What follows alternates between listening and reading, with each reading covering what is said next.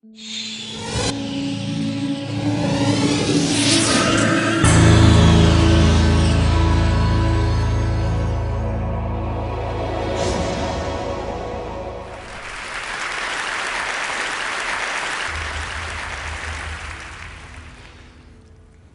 of the talks that you've heard in the last several fabulous days have been from people who have the characteristic that they have thought about something, they are experts, they know what's going on. All of you know about the topic that I'm supposed to talk about. That is, you know what simplicity is, you know what complexity is. The trouble is, I don't. And what I'm going to do is share with you my ignorance on this subject. I want you to read this because we're going to come back to it in a moment. The quote is from the fabled Potter Stewart opinion on pornography. And let me just read it, the important details here.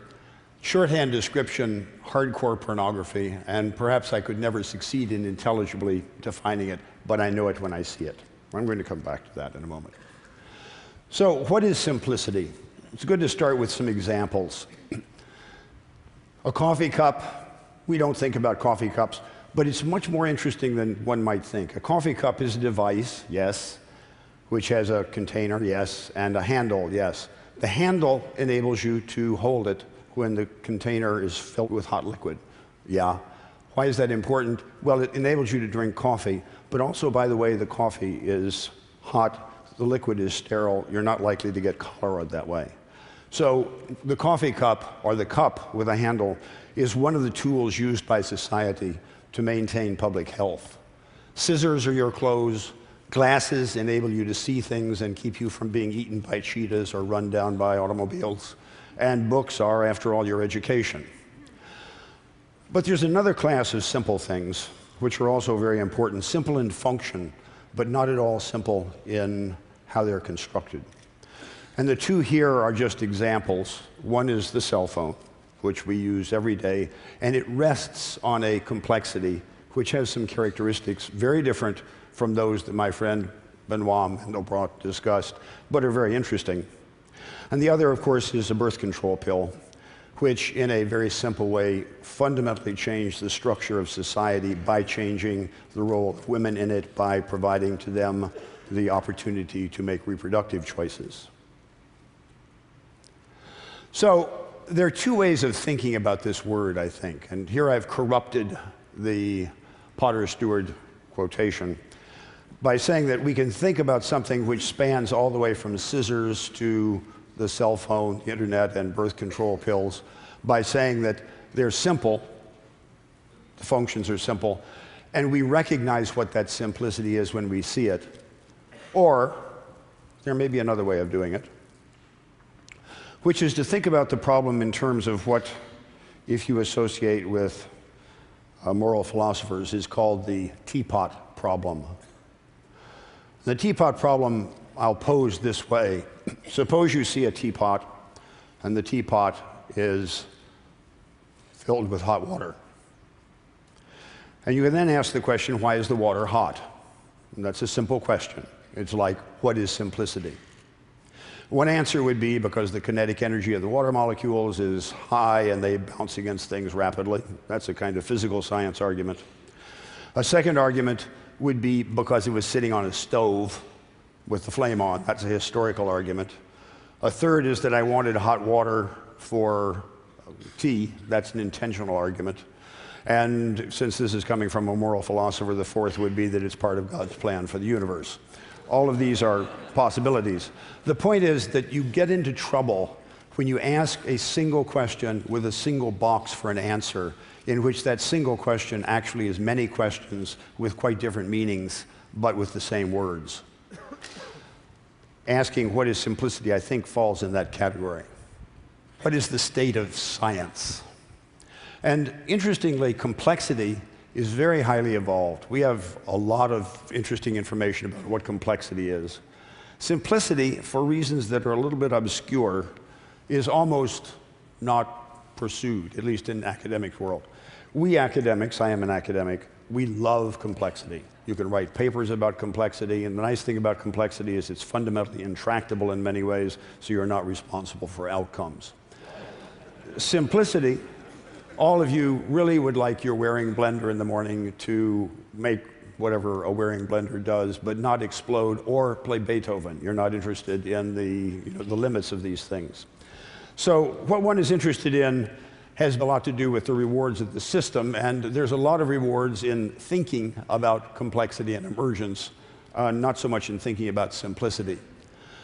One of the things I want to do is to help you with a very important task, which you may not know that you have very often, which is to understand how to sit next to a physicist at a dinner party and have a conversation.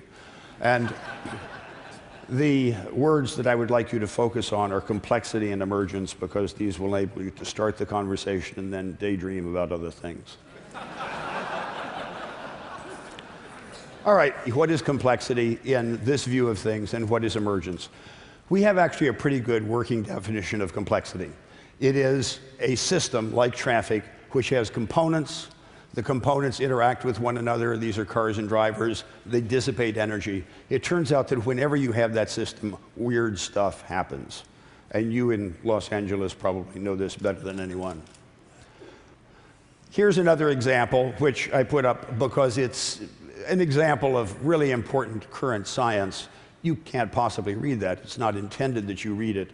But that's a tiny part of the chemical reactions going on in each of your cells at any given moment.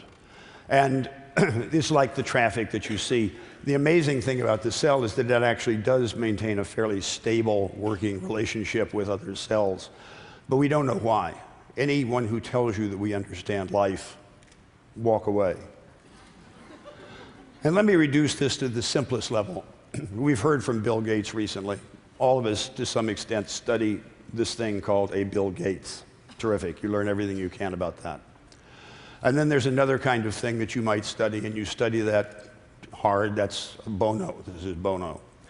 But then if you know everything you can know about those two things and you put them together, what can you say about this combination? The answer is not a lot, and that's complexity. Now imagine building that up to a city or to a society, and you've got obviously an interesting problem. All right. So let me give you an example of simplicity of a particular kind. And then I want to introduce a word that I think is very useful, which is stacking. And I'm going to use stacking for a kind of simplicity that has the characteristic that it is so simple and so reliable that I can build things with it. So I'm going to use simple to mean reliable, predictable, repeatable. And I'm going to use as an example the internet, because it's a particularly good example of stacked simplicity. We call it a complex system, which it is, but it's also something else. The internet starts with mathematics. It starts with binary. And if you look at the list of things on the bottom, we are familiar with the Arabic numbers 1 to 10 and so on. In binary, 1 is 0001, 7 is 0111. The question is, why is binary simpler than Arabic? And the answer is simply that if I hold up 3 fingers, you can count that easily. But if I hold up this, it's sort of hard to say that I just did 7. The virtue of binary is that it's the simplest possible way of representing numbers. Anything else is more complicated. You can catch errors with it. It's unambiguous in its reading. There are lots of good things about binary. So it is very, very simple once you learn how to read it. Now, if you'd like to represent this 0 and 1 of binary, you need a device. And think of things in your life that are binary. One of them is light switches. They can be on and off. That's binary. Now, wall switches, we all know, fail. But our friends who are condensed matter physicists managed to come up some 50 years ago with a very nice device shown under that bell jar, which is a transistor. A transistor is nothing more than a wall switch. It turns things on and off, but it does so without moving parts, and it doesn't fail, basically, for a very long period of time. So the second layer of simplicity was the transistor in the internet. So since the transistor is so simple, you can put lots of them together. And you put lots of them together, and you come up with something called integrated circuits. And a current integrated circuit might have in each one of these chips something like 1 billion transistors, all of which have to work perfectly every time. So that's the next layer of simplicity. And in fact, integrated circuits are really simple in the sense that they, in general, work really well. With integrated circuits, you can build cell phones. You all are accustomed to having your cell phones work the large majority of the time. In Boston is a little bit like Namibia in its cell phone coverage, so that we're not accustomed to that all the time, but some of the time. But in fact, if you have cell phones, you can now go to this nice lady who's somewhere like Namibia, and who is extremely happy with the fact that although she does not have a master's degree in electrical engineering from MIT, she's nonetheless able to hack her cell phone to get power in some funny way. And from that comes the internet. And this is a map of bit flows across the continent. The two blobs that are light in the middle there are the United States and Europe. And then back to simplicity again.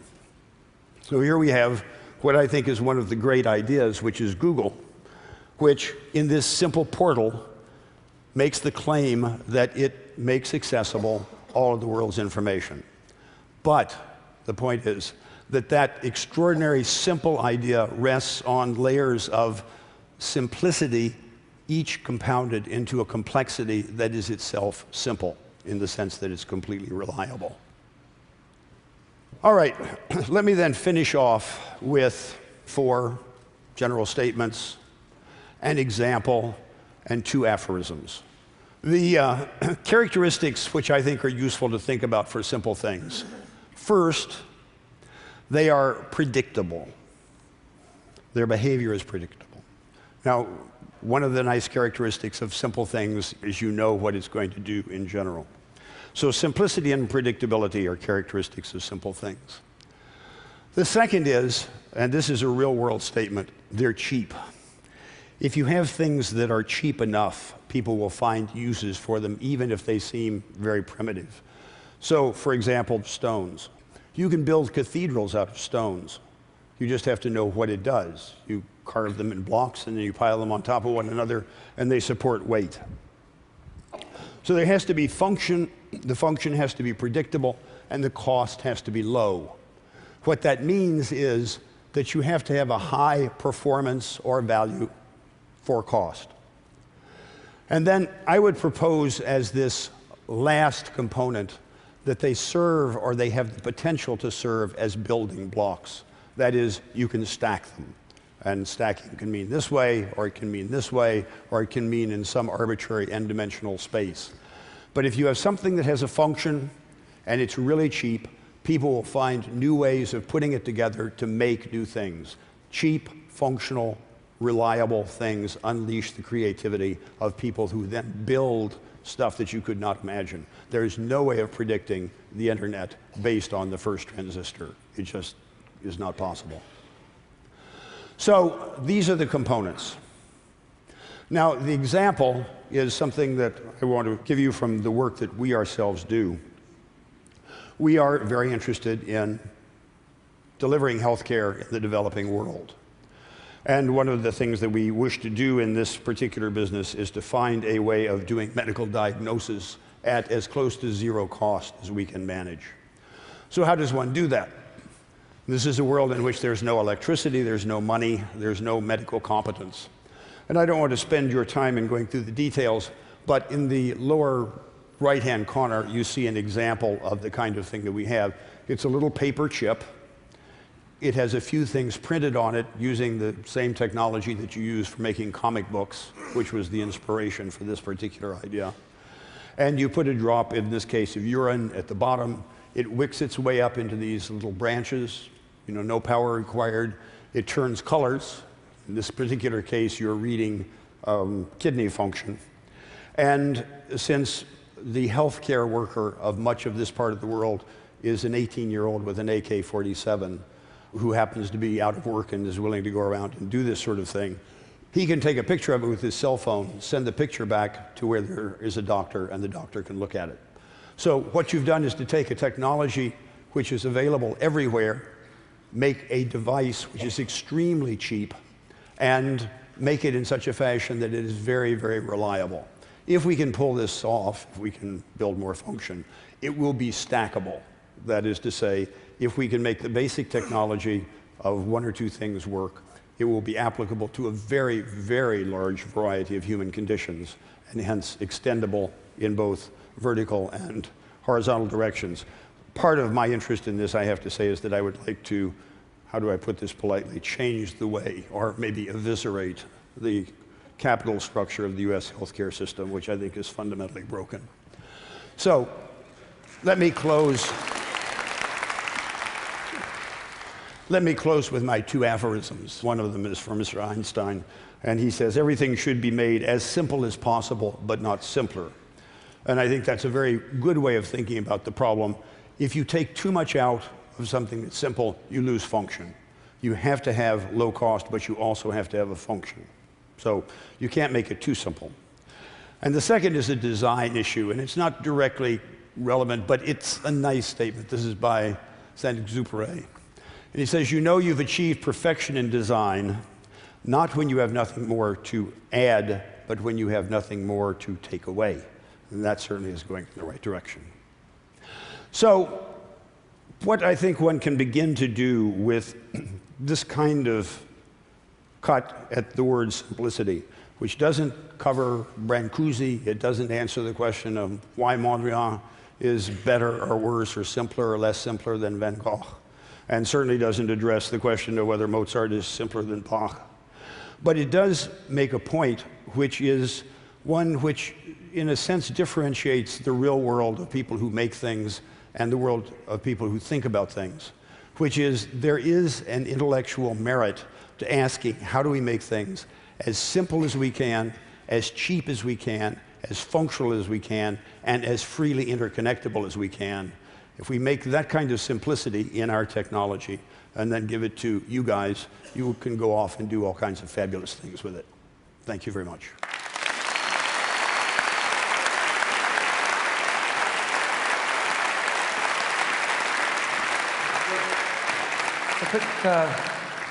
Quick question. So, can you picture that a science of simplicity might get to the point where you could look out at various systems, say a financial system or a legal system, health system, and say, that has got to the point of danger or dysfunctionality for the following reasons, and this is how we might simplify it? Yes, I think you could. Because if you look at the components from which the system is made and examine their fragility or their stability, you can probably build a kind of risk assessment based on that basis. Have you started to do that? I mean, with the health system, you've got a sort of radical solution on the cost side, but in terms of the system itself?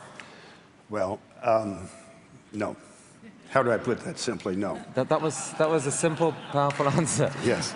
So in terms of that diagnostic technology that you've got, where is that, and when do you see that maybe getting rolled out to scale? That's coming out soon. I mean, the systems work, and we have to find out how to manufacture them and do things of this kind, but the basic technology works. You've got a company set up to a foundation, not for profit. All right. Well, thank you so much for your talk. Thank you.